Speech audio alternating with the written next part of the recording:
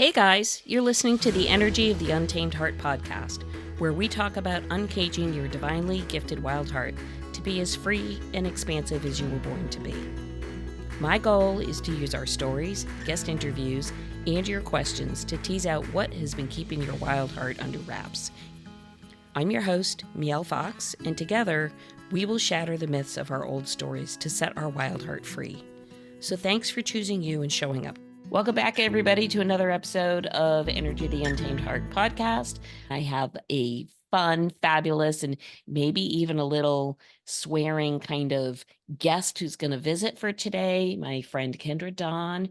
She, as many of us, are in the circle of how can we bring our experience, wisdom, and knowledge forward for others to see and own the badassness of who they are, the beauty of who they are, the powerfulness of who they are, by showing them the capacity to let go of what some of us, especially women who are either mamas or overworkers, overdoers, fall into the deal of people pleasing, the deal of I need to live my life for everybody else. And at the end of the day, there's nothing left for us. And so how can we take a look at that, not judge it, just see it, and use the awareness to design, develop, and really create a badass life that we just love, a life that you don't need to vacation from, a life that you look forward to getting up every morning and just enjoying every minute. It's another conversation here about what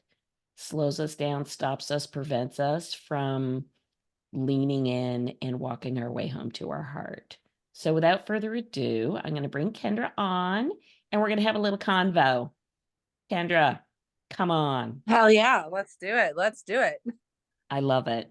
So, like I'm many of excited. us, we don't just arrive here like, hey, look at me. I have all this great stuff to share. Usually there's a story behind the story. There's usually like some crash and burn event or big major life shift change, something that makes us take a good hard look at ourselves and say, what the F? Something's got to give. Did you have something Mm-hmm. like that? I've had a few of the, I call those my 2x4 moments. I feel like the universe just takes a big old 2x4 and just whacks me across the head and goes, hey, pay attention. You want something different. I want something different for you. Let's make some changes. So yeah, I call it my 2x4 moment. Mm-hmm. Um, I think that as humans, pretty much if you're alive, you've had trauma and you've had some sort of a moment. If you've lived for at least a couple decades, you've had some sort of moment that makes you go, what the fuck? Like you were just talking about. Things cannot continue the way they are. They absolutely have to change. This is non-negotiable. And I've had a few of those in my life. My first major one was I had been married for 17 years and my husband was diagnosed with sinus and brain cancer. And even just saying those words today brings up a whole slew of emotions because it's a big freaking deal. It literally shook my life off of its axis and made me go, whoa, okay, I need to reevaluate some things. And I walked that journey with him for over 5 years. And then because I'm a people pleaser and I took care of everybody except for myself, I hit massive caregiver burnout and I crashed and I burned and I walked away from everything. My home, my husband, my children who were, let's see, like 17 and 21 at the time. My granddaughter, who I had been raising since she was an infant, she was about 5 years old. I walked away from it all because I had just completely broken from absolutely giving everything I had to everybody else except for myself. And it was a really dark, and I call it sludgy, like when if you picture like a tar pit and you're trying to walk through it and it just keeps pulling you back, and it was sludgy, it was dark, it was horrible, it was hopeless. And since then, I have rebuilt again a couple times actually, rebuilt myself. And I don't know, I think that I've built a pretty badass life for myself. And now I want to reach back and help other people who are in that sludge, who just need a hand to get out and to get out of that people pleasing and start taking care of themselves so that they don't have to live in that sludge, because it's a shitty place to live. I don't want anybody to be there. It's gross. I hear you. I hear So, you. And, it takes a lot of bravery and vulnerability and strength, I will say, to see with open eyes how what we perceive as, look at us, we're doing all the things, we're great caregivers, we're great homemakers, we're great mommies, we're great grandmommies, we're great spouses, and recognize that really you can be good at the task of doing what's required in the moment in that capacity, but that without taking care of yourself, without being sure to save some energy to fulfill and refill and hold fill your personal vessel, something is going to sacrifice, something is going to give. And for mhm, most of us, and I've been in a caregiver modality myself, not with the exact same situation, but similarly, um, if you don't have it's my favorite saying, really, you don't know what you don't know till you do. So you're going through the paces, you're doing all the things thinking that, it's so self-sacrificing and it's really there to be of benefit to somebody else. And you say, I would do it in a heartbeat. And don't get me wrong, as caregivers and nurturers and as women, because that is truthfully how we're energetically put mhm, together, is to nurture. I mean, that is what it is. And of course, we don't want to see somebody else, have it bad or suffer, and you want to ease someone's pain.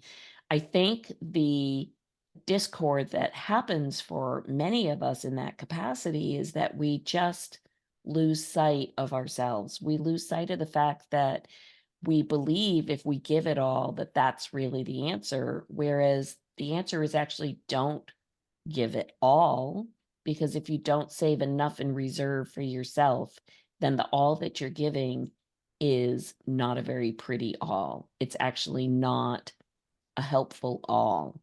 It comes at a great cost, and that great cost is mhm, oftentimes your well-being. It is absolutely a stress maker, which biochemically comes down to a continual chronic flooding of the body with cortisol, which in turn, not only does it make you feel like crap, but it breaks your body down. It breaks your body mhm, down physically. And of course, then you have the whole cascade of physical breakdown, emotional breakdown, spiritual breakdown, all of it. So I honor your awareness to say, I'm done, I'm burnt out, I can't do this. There needs to be another way, and your journey to help other, I assume it's predominantly women, but other individuals find their way through the sludge. And your description of the sludge, oh my gosh, that's so accurate. It's so accurate. It's like you can get one foot in front of the other, but the energy that you expend in order to do it almost wears you down to nothing. Like you just have no mhm, reserves whatsoever. So I really honor and congratulate you for seeing what needs to be shared to help other caregivers out there not get swallowed up in what they perceive to be, it's my duty. mhm. Yeah, I feel like too often we sacrifice ourselves on the altars of these relationships. We take it as such a, especially as women, as such a sacred honor to, give and give and give and stand by their side until the very last day. And there's tremendous value and beauty in all of that too, but sometimes you just can't. Sometimes you have to take care of you and not the other people. And I think too often as women, we do exactly how you described. We take care of everybody else and we leave what is left over for ourselves. And money 101 is pay yourself first. And it's the same with self-care. Honestly, we have to quit putting ourselves last and giving out of our leftovers and hope that there's enough left over for ourselves. What we need to be doing is giving out of our abundance, which means that we have to take care of ourselves first. It's not selfish, it's self first, because once you build that foundation of self-care so that you can stand on a solid ground instead of in that sludge, then you can give from a place of strength and amazingness. I always say it doesn't serve anyone for you to be giving from a place of brokenness. It just doesn't serve them. It's not the same quality of care. It's not the same anything. You have to take care of yourself first. Absolutely. And your analogy to Money 101, I think it's really accurate. I think when we take care of ourselves and again, self first versus selfish, absolutely 150%. But to me, each of those moments that we use for ourselves to better ourselves, to feel more whole, to feel more well in all the different planes, physical, emotional, spiritual, mental, all the planes, Mhm. comprehensively whole. When we take those steps, to me, it's like putting a deposit in your bank account, the bank account of abundance and love and capacity. And when that bank account builds, then when you need to make the withdrawal, because truthfully, sometimes you have to go to the mat and do some things. That's just what it is. But Mhm. again, Yep. if you're in that scenario where you have a bank account that can sustain that sort of a withdrawal in our analogy, absolutely one could see that if you are writing bad checks, so to speak, on your emotional well-being, bad checks on your physical well-being, bad checks on your spiritual well-being, well, what happens? It can't be They cashed, bounce. right? It can't be cashed. And you get fined, right? You get big ass fined. The universe goes, not so much. It's such a great analogy that when we talk about how do we show up in the world, how do we really be of the best available service to others, whether it's family, friends, or to the collective, whatever, it has to start by walking yourself home to yourself and understanding, Mhm. owning, and appreciating and valuing the who you are first. And then you've made all those deposits in your well-being bank account so you can write your checks as you need to. And you can just give, give, give out of all of that abundance. Yeah, And it feels so much better to give from that place versus just, barely scraping by and somebody asks you for something and you snap at them because you just don't have it in you to give it. But if you don't, you're just going to feel guilty and beat yourself up anyway. So you may as well just go ahead and do it. Write that bad check anyway. They'll figure it out later. Yeah, that doesn't work. It does. It's not sustainable. At some point, your money, the bank is going to just say, no, you're done. We're closing your account. correct. We're closing your account and you're not a good credit risk. There you go. Yes, Right absolutely. on. Absolutely. And you brought up an interesting place that I think we can go down to talk about a little bit. Especially again, I see this a lot with women who caretake either family members or in that vein. And it's a very difficult place to own your own boundaries and step up and provide service. And to me, the best way is own your boundaries, own yourself, and therefore you will be able to provide the best service. But you made a statement like, oh, there's the guilt and shame if you don't do the thing. And so you just suck it up, buttercup, and you do the thing. And that in Mhm. itself, to me, is the 360 of this conversation about the people pleasing, the self sacrificing. It's all wrapped up around concepts and ideals of guilt and shame. Guilt and shame about what? Am I worthy? Will I be judged? Will I lose the love of my family? Will I lose the respect of my community? All of these stories that we wrap up and put all of our energy into outside of ourselves because we've been brought up and taught and told the way to the glory of all good love is through self-sacrifice. And quite frankly, Mhm. that's a lie. That's a big ass lie that's been doled down and doled down and doled down. Your openness and your honesty is refreshing, truthfully, to be able to say, yes, I'm aware that I did things out of guilt and shame. So now when I'm in a quieter state of mind, let me revisit what's the guilt and shame about? Oh, it's about how do I feel about myself when I'm not people pleasing? And what that really says to me is there's many of us, myself included, I am a recovering people pleaser. I'm the first one to say it. It is a reminder that who are we giving our personal love, strength, and power to? When it comes to people pleasing, the short answer, you and I both know it is everybody except yourself. Mhm. And is it any Exactly. wonder we go into adrenal fatigue? Is it any wonder we feel like crap? Is it any wonder our self-worth is literally spinning a spiral down the toilet? Of course not. Of course not. Because we're not truly here to give every single ounce of our sovereignty outside of ourselves, but we do it because that's what we've been programmed to do. So Hmm. tell me a little bit about, if you don't mind, how you started as you're trudging through your mucky muck, how you started to recognize, what do I need to do for me? What do I need to do to be a better version of me so I can show up in the world and be a better version to help others? That actually took me a couple of years. I mean, first I dove headlong into, alcoholism and drugs and partying and, "Oh, hey, I'm free of my old life. Let me, do whatever the hell I want to do." So of course I swung the pendulum far in the other direction where I shouldn't have. But as finally a couple of years later it swung back. Honestly, it was when my best friend unexpectedly passed away. And almost took me down more than my husband dying of brain cancer, because it was so unexpected. And she was such a bright light in my life that when she was no longer there, I realized that I needed to let my light shine. Since I'm trying to figure out how to word this correctly.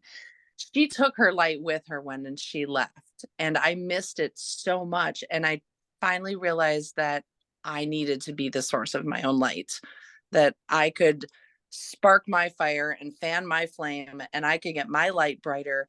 And then not only could I fulfill that hole in my own life, but I could also then give out of my abundance and overflow onto others and help them shine their light bright instead of waiting for that big life event to come and take us down. What if we just started shining our light anyway, and started improving ourselves without waiting for the big tragedy, without waiting for the big crisis? Mm-hmm. And so that was honestly my turning point. Is I just decided I was going to start fanning the flame of me and letting out who I really am show, because the world is a dark place. And I believe that every one of us has that light inside of us. And if we can just fan it a little brighter and let it shine and let people see it, the whole world is going to light up. I agree. I agree. I really feel, and the listeners probably know because this is, I think, episode 46 or something. I don't know. But the listeners know that my whole gig is, I really strongly believe that we are all sparks of divine love. We are all here as that essence of the bigger thing, the 5D thing. And we're here in humanness to experience Earth. We're here to experience all the things. And as a result, I think we give and gain our lessons through our interactions in our journey here on Earth. And Hmm. for your friend who, at the moment previous to her leaving, she was the light that you were looking to, because at that time, it sounds like you were just not able to recognize that, oh, I have that within me too. And so, what I love about what you share is that you and I are in similar career paths in a way. I don't feel like it's my job to be somebody else's light forever, but sometimes when you can't find your own way because you just either don't really know how to start, or you've been down so long that you can't go from nothing to a floodlight. Sometimes it starts with a little itty bitty stardust sized light and then it grows. It's really helpful to have someone who's been a couple steps ahead of you shine the light brightly so that it's like a lighthouse. So you have a way to find your way back home for yourself. And I feel like a lot of times we have experiences in our lives where somebody else has been a light for a window. And then when we're ready to be our own and shine our own, then Hmm. their, shall I say, need to be as present in our lives changes, whether that's through death, divorce, moving, changing lifestyles, whatever the thing may be. For me, I had a lot of big 2x4s like you did too. But for me, in a very strange way, my brother, who was extremely troubled, very, very troubled in his own way, and couldn't find his own light for himself, but was the brightest light for me. So that's a weird thing right there. Like he couldn't even see how bright he was and shining. So he couldn't see it for himself, but it was there for me. And he felt the same thing about me. Like I was his bright light when there were times where I couldn't see it within myself. And he passed away. And I thought, wow, how do I find my light? And it's deep, it's hard, it's dark, but after he left, I realized like you, like, oh, he's been here to be a mirror for me. He's been here to show me what is already within me. He's reflected what's in me through him. And then when I got to a place where I could own that and say, okay, I get it. I get it. I can shine brightly. Not only does it honor myself, but I feel like it honors him, truthfully. But I feel like these people come into our lives for better, for worse, because we need to have something within ourselves brought to the surface and mirrored. So, for example, I'm sorry your husband took ill, and I'm sorry that he's not with us, but he had a particular journey to follow. And his role in your life were the moments where what needed to be shown and reflected and mirrored to you so that you could then grow, transform, and change to bring the betterment to others. That's how the whole thing works. So, and with your friend, same thing. There to show you the capacity of what's possible within yourself.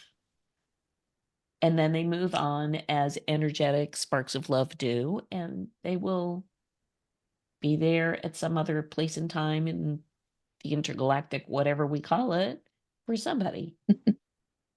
So it's really fascinating to me that sometimes we don't even see what we have within ourselves because we're too busy, whatever it is, covering it up by the people pleasing, covering it up by doing the drugs or drinking, covering it up by running from it, whatever it may be, telling ourselves stories of guilt and shame.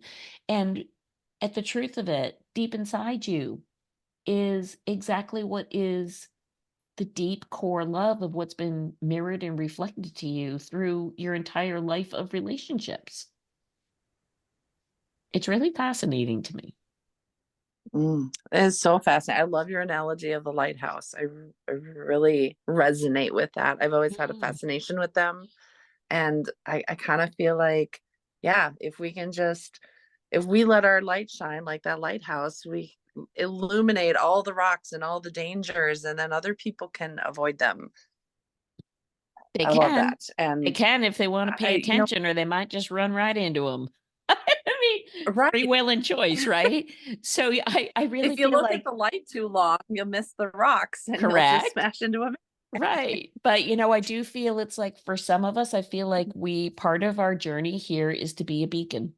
We're not the fixer, we're not the glue, we're not the Band-Aid, we're none of it. We're a beacon of light to show and shine what is already within everybody. We all have this. It just sometimes is hard to see it, own it, feel it. And so if you need a beacon through somebody else, like through you, through me, I mean, there's just so many people out there that have just qualities of amazing brightness that one can look to for not for the fix, but for the guidance, for the support. Yep, It's for inspiration and yeah, encouragement that it's possible, and that they're holding space for you until you can step into your own light, like you were saying. absolutely. Absolutely. It's really quite a gift that each of us shows up in a very different and unique way. But our universal mission statement, if you want to call it that, for the collective is let us all figure out how can we own and shine our light for the next. and the next and the next and the next. Mm-hmm. My phrase in my world is shifting hearts one heart at, shifting the collective one heart at a time, because I feel like the reason I call this energy of the untamed heart is that we all have the untamed heart. We all have that level of love within us. But for some of us, we've layered it up pretty good. It's got a lot of layers, Mm-hmm. and others have fewer Mm-hmm. layers, and so be it.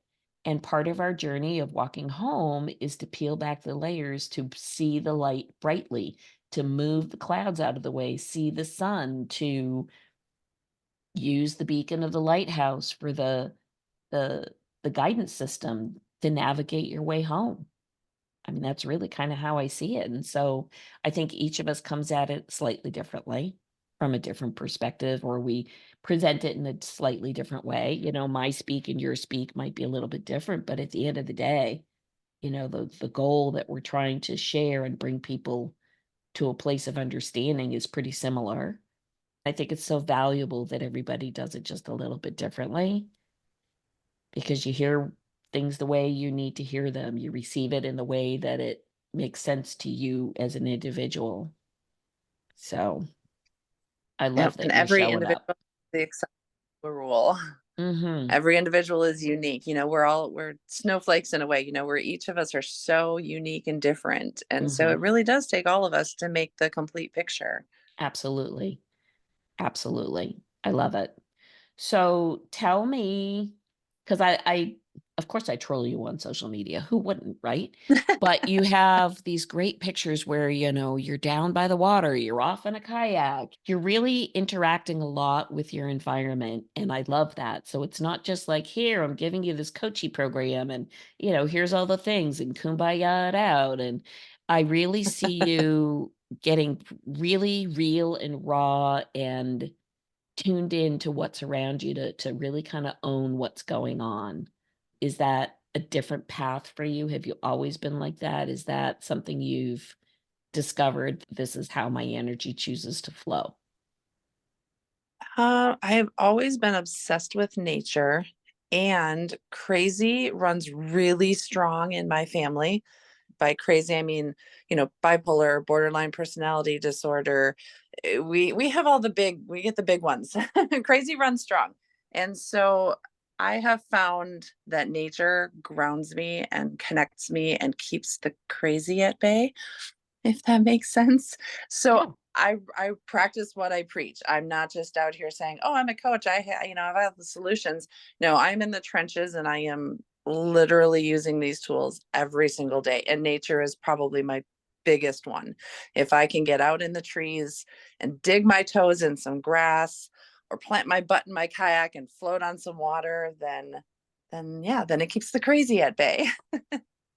I Nature think is so Yes. Yes, and I think there is a place. The other thing that you're saying without saying it is that there's movement involved in your groundedness.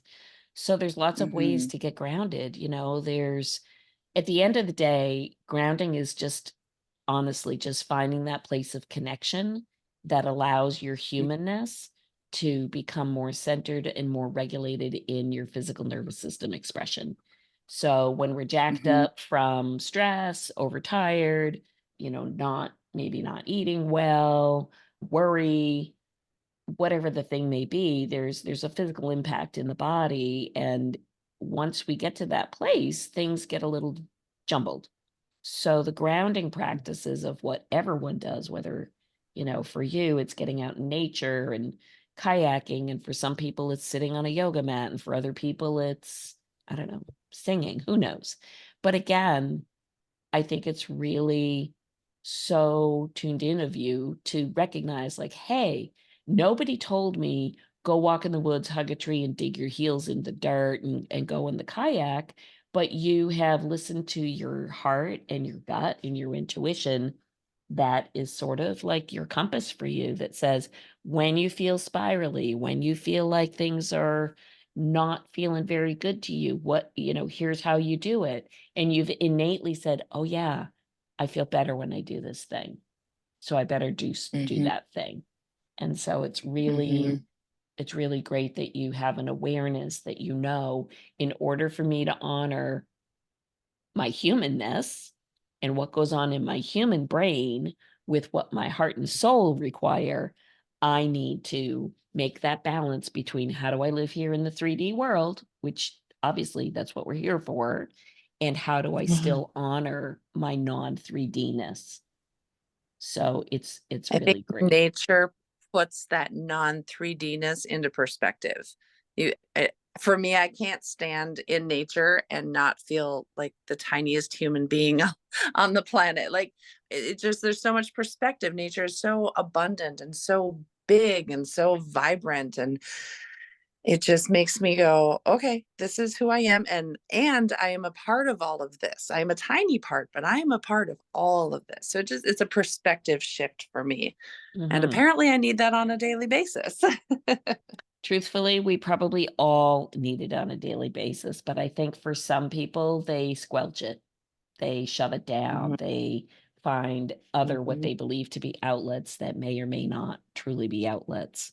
I think that's the balance of life on this earth, is to kind of have an understanding like, yeah, it's not an all or none thing. There's an exchange and an interaction of how we're meant to be here and how we're meant to honor the earth, the ground, the everything around us, because you and I both know this whole thing is all about energy. It's all about mhm. how things move and vibrate in the frequency. And I mean, I happen to live in a very rural environment and there's an awful lot of nature around me. And it is amazing to me that just as our humanness seems to start out in a very aligned and resonated way, and then we kind of get lost along the way through programming, behaviors, expectations, conditioning, traumas, whatever the thing may be. And then what do? We come back to the natural cycles of nature to bring us back home. I mean, you basically said it. I feel most common at home when I'm in nature, when I'm on the water, when I wrap my hands around a tree, when I dig my toes into the dirt. What are you really saying? I am really reconnecting to the energy in the earth all around me, the seasons, the Mhm. cycles, the all of it. And so again, I just think that just so brings us back to what do we have to know and see and do to come home? And it's all about the bank account. Put the deposits in the abundance bank account. And when you do, there'll be so much capacity to make the withdrawals as you choose. It is the ultimate expression of give and receive. Absolutely. Yep. And when your bank account is full, then you can give out of your abundance. Pay yourself first. You have to pay yourself first. Mhm. Yeah, you do. You absolutely do, because you are the generator of what goes into your abundance bank account. Yeah, there's a little bit coming from outside of you, but you are actually the creator of that. Because why? We all co create our existence and experience here on earth. Nobody else is creating it for us. What you choose to project is what becomes your reality. So you create your abundance. That's really, Um, and it starts at home. You know it that old does. saying. We have to be our own hero. Yeah, for sure. I love this conversation. Oh my This is gosh. a great conversation. It is a great conversation. Tell me how people can have more great conversation with you. I love Facebook. I am on Facebook every day, so you can find me there, Kendra Dawn. Sometimes I cross post over to Instagram, but I'm not a big fan of Instagram. So mostly Facebook is the best place to find me. Fabulous. Sounds great. So I will put your information in the show notes of where do people find you. And I would love to have another one of these conversations and just continue this on another guest episode, because it's just so good. It really makes you think. It really makes you go, what's really going on here? And I love that. Mhm. So before we It's jump been a great. off, yeah, tell me, is there something that really sits in your heart that you want the listeners to know? I want you to know that you are so worthy of all of the same love and care and time and energy and money and affection and attention that you pour into everyone else around you. You are worthy of that too. It doesn't serve anyone for you to feel broken. And when you learn to put yourself first and put in a structure of self-care, you can give out of your abundance. And that is real service to those around you. Beautiful. That is just so true, so accurate, and it's just beautiful. And I'm really grateful for your time here today to share with us. It's people need to hear what you have to say, my friend. Thank you so much for inviting me. This has been a very fun experience. I like to call it like a Zoomachino. So, for the listeners, this is being filmed or recorded on a Zoom. And when Kendra first came on, she's like, "So what's it going to be like?" I'm like, "Oh, it's kind of like going to the coffee shop and have a cappuccino, except we're on Zoom. So I guess it's really like a Zoomachino." So I'd love to have you back for another Zoomachino. I would love it. Yes, let's do it. Sounds great. All right. Thank you again. We'll catch up soon. Thank you.